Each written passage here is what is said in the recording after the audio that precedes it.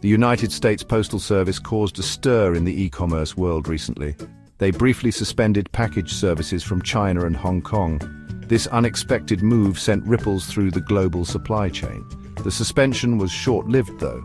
The USPS quickly reversed its decision, allowing packages to flow once again. However, this brief interruption highlighted the crucial role played by postal services in facilitating the movement of goods across borders. Even a temporary halt can have cascading effects on businesses and consumers alike. The USPS reversal brought a sigh of relief to many, but the underlying issues remain simmering beneath the surface.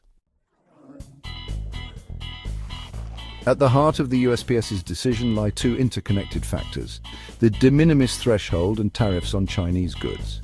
The de minimis rule allows for the duty-free import of goods below a certain value. In the United States, this threshold was set at a generous $800. However, this exemption has come under scrutiny, particularly concerning imports from China. The Trump administration imposed a 10% tariff on a wide range of Chinese goods. The confluence of these two policies created a complex situation.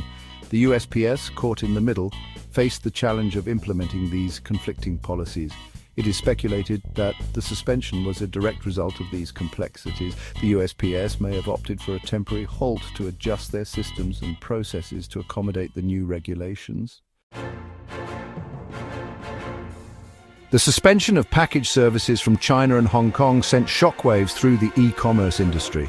Platforms heavily reliant on low-cost shipments from these regions found themselves in a precarious position. Companies like Temu, Shein, and even Amazon faced potential disruptions to their operations. These platforms have gained significant popularity by offering a vast array of products at remarkably low prices.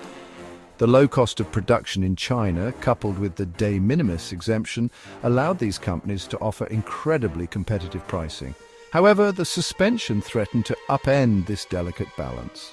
With the potential for delays and added costs due to tariffs, these e-commerce giants face the prospect of price hikes and supply chain disruptions. Such a scenario could have eroded their competitive edge, potentially impacting their bottom line. The stakes were particularly high for Temu and Shein, which rely on the smooth and cost-effective flow of goods from Chinese suppliers. Section 4. The rise of de minimis shipments. The USPS's brief suspension of packages from China and Hong Kong brought to light the increasing significance of de minimis shipments in international trade. These small, low-value packages, often containing consumer goods ordered online, have exploded in volume in recent years, fueled by the rise of e-commerce. In fiscal year 2024, a staggering 1.36 billion de minimis shipments entered the United States. This represents a tenfold increase from 2015, highlighting the exponential growth of this form of trade. While de minimis shipments originate from various countries, China plays a dominant role. Studies indicate that nearly half of these packages entering the US originate from China. E-commerce platforms like Temu and Shein have leveraged this trend to their advantage. These companies account for a significant portion of de minimis shipments from China, utilizing this channel to deliver millions of low-cost items to American consumers.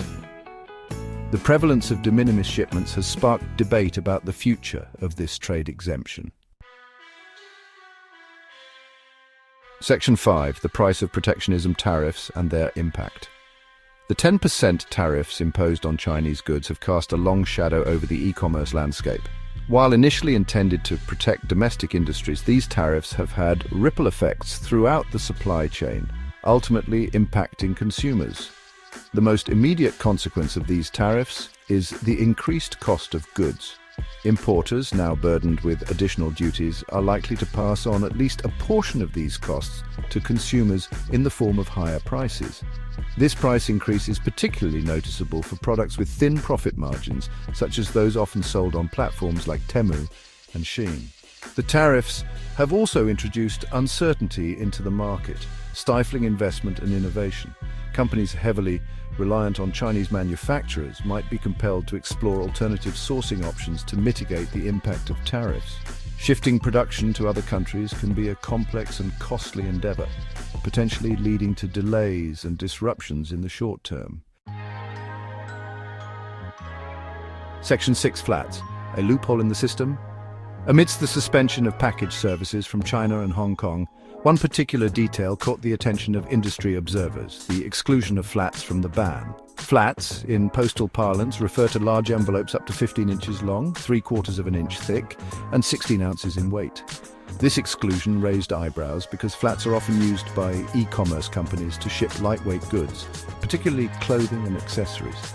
The fact that flats remained exempt from the suspension led some to speculate whether this was an intentional loophole designed to minimize disruption to certain segments of the e-commerce industry. However, the practical implications of utilizing flats for merchandise shipments remain unclear. While this option might be suitable for small and lightweight items, it is unlikely to be a viable solution for bulkier or heavier goods.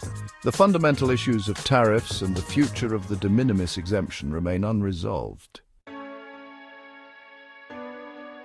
Section 7. The lingering impact and the future of trade. The USPS's reversal of its package suspension provided temporary relief to the e-commerce industry.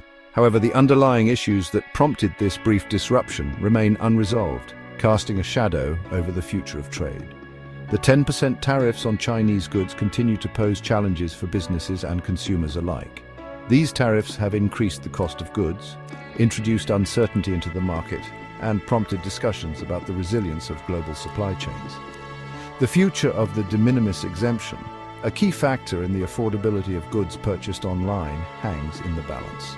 The USPS's brief suspension serves as a potent reminder of the interconnectedness of the global economy.